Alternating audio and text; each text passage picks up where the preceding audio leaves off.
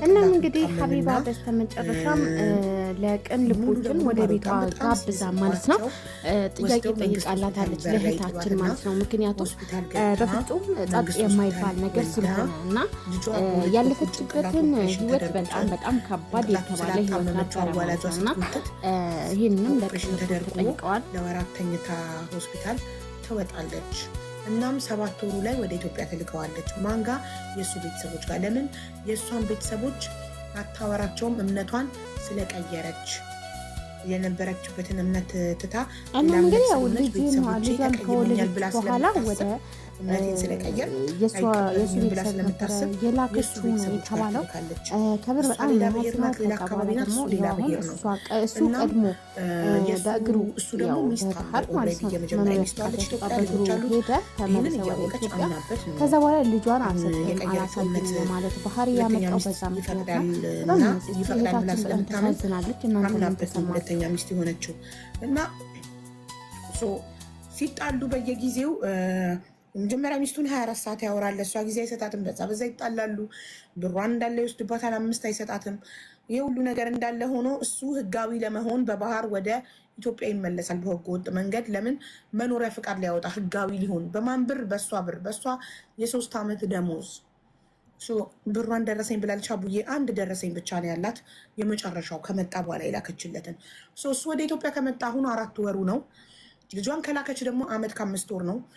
ብር ካላክሽ ልጅሽን አላሳይሽም እያለ የሚዝትባት ቮይሶች አሉ። ለእኔም ልካልኛለች ቮይሶቹን እና እኔ ደግሞ አሁን እሱን አናገርኩትና አውቅሻለሁ ሀቢባ፣ ግን እኔ የሶሻል ሚዲያ ሰው አይደለሁም፣ አልመጣም፣ ሶሻል ሚዲያ ላይ አልመጣም፣ የሶሻል ሚዲያ ሰው አይደለሁም ማለት እዛ። እሺ ስለዚህ ሶሻል ሚዲያ ሰው ካልሆንክ መነጋገር ከእሷ ጋር ማትፈልግ ሆነ ቀጥታ ወደ ህግ ትሄዳለች። ብር እናዋጣላታለን፣ በህግ ጠይቃለች ስለው ለምን ህግ ያስፈልጋል? ህግ እኮ አያስፈልግም። እኔ ልጅሽን አትወስጂም አላልኳትም። አውቃ ነው እሷ ስትቆላ፣ ቃል በቃል ያለውን ቮይስ ነው የምልክ። እዚህ ጋር ከፍቼው ነበር። ስትቆላ ነው ሚዲያ ላይ የወጣችው እንጂ ልጅሽን አታይም አላልኳትም። ልጇን መታ መውሰድ ትችላለች አለ እና ምንድነው ማድረግ ያለባት እቺ ሴት? ልጅሽን ብር ካልከፈልሽ አታይም ብሎ ሲዝትባት 3 ቮይሶች አሉ። ከመጣ በኋላ በ4 ወር ውስጥ 2 ጊዜ ብር ልካለታለች። ያ ደረሰኝ አላት። ሳውዲ እያለ ግን በእጁ ስለነበር ለ3 ዓመት ደሞዟን ተሰጠ የነበረው ማስረጃ የላትም። እና በህግ እንዴት ነው ብሯን ማስመለስ የምትችለው? ሌላስ? የብሩ እንኳን የሚከብድ ነገር ነው። ብዙ ነገሮች ስላሉ ባይሆን ልጇን እንዴት ማግኘት? ጥያቄዋ ምንድን ነው? ብሩን ነው የምትፈልገው? እሷ ልጇን ነው የምትፈልገው? ብሯንም ልጇንም ነው። ልጁን አልኩ እኮ ምንም ችግር የለውም። ህዝብ ያግዛትና ብር ተዋጥቶላት ጠበቃ ቀጠረላት በህግ ልጇን ጠይቃለች ስለው እኔ ልጇን አልሰጥም አላልኩም። ህግ ጋር ምን አደረሳችሁ? ልጇን መውሰድ ትችላለች አለ። ስለዚህ ልጇን መውሰድ ትችላለች ብሎ ያመነበት ቮይስ እኔ ጋር ስላለ ቢደልተው እንኳን ወደ ሌላ ስልኬ ፎርዋርድ ስላረኩትኝ አምኗል ልጇንም መውሰድ እንደምትችል። አሁን ስለ ብሯስ እንዴት ነው ማድረግ የምትችለው?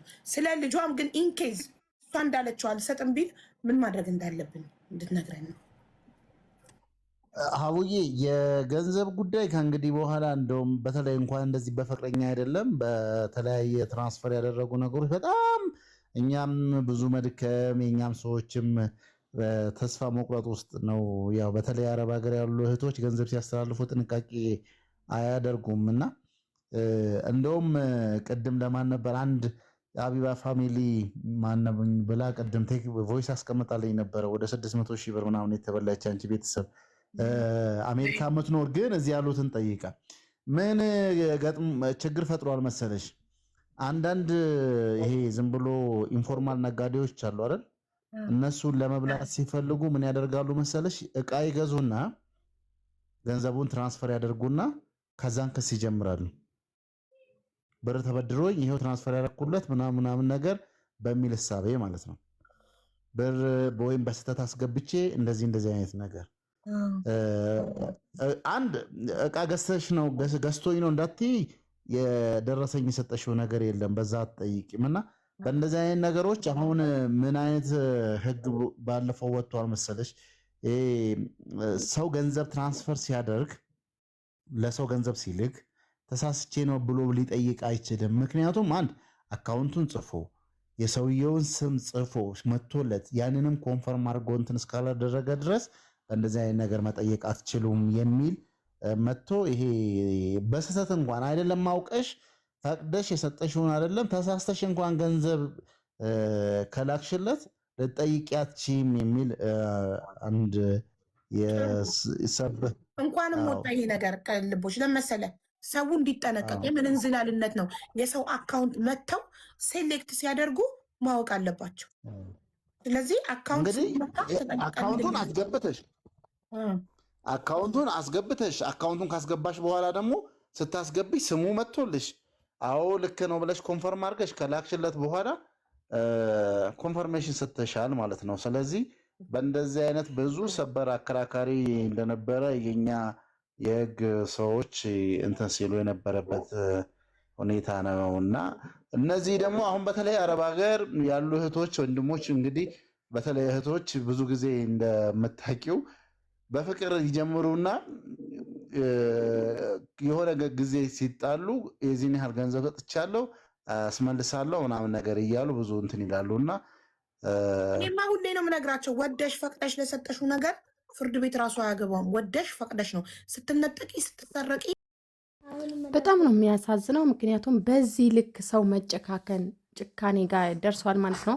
ከምር በጣም ነው የሚያሳዝነው። ምክንያቱም የእኛም እንዝላልነት ይመስለኛል። ይህን አክል ዋጋ የሚከፈልለት ማን ነው? ይህን አክል ዋጋ እስከ መክፈል ድረስ የደረሰችው ለወንድ ልጅ ማለት ነው። ለወንድ ወንድሙ አይደለ አባቱ አይደለም። ከምሬ ነው የምላችሁ። ይሄን እዚህ ደረጃ ድረስ መድረስ የለባችሁም እህቶቼን ማለት ነው።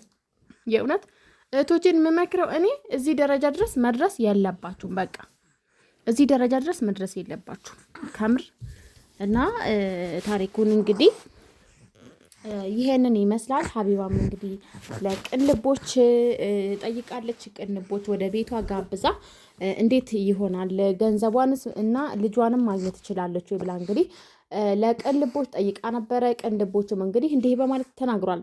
እራሷ ወዳና ፈቅዳ የሰጠችው ገንዘብ ማስመለስ አችልም፣ ግን ደግሞ በህግ ወይንም በፍርድ ቤት ማለት ነው ልጇን ማግኘት ትችላለች፣ እሱ ችግር የለውም ብለዋል።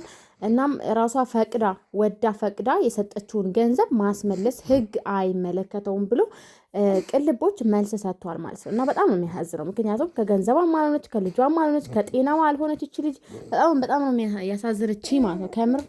እና ይሄ እዚህ ደረጃ ድረስ ለምንድን ነው ዋጋ የምትከፍሉት?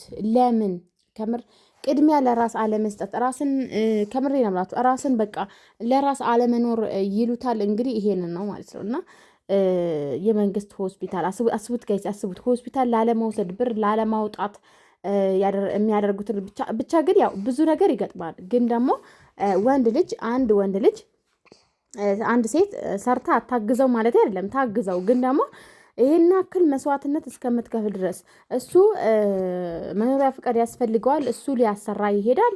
እሷ ደግሞ ገንዘቧን ሙሉ ለሙሉ ኢንቨስት አድርጋ አሁን ላይ የሚያስፈራራበት ምክንያት ምንድን ነው? ከምር ሴቶች ለራሳችሁ ቦታ ስጡ፣ ለራሳችሁ ክብር ይኖራችሁ። ከምር ይሄ ከክብር ጋር የተያያዘ ነው። እያስፈራራት ነበር። በጣም ነው የተናደድኩባት ማለት ነው። እኔ ከልብ በጣም ያሳዝናል።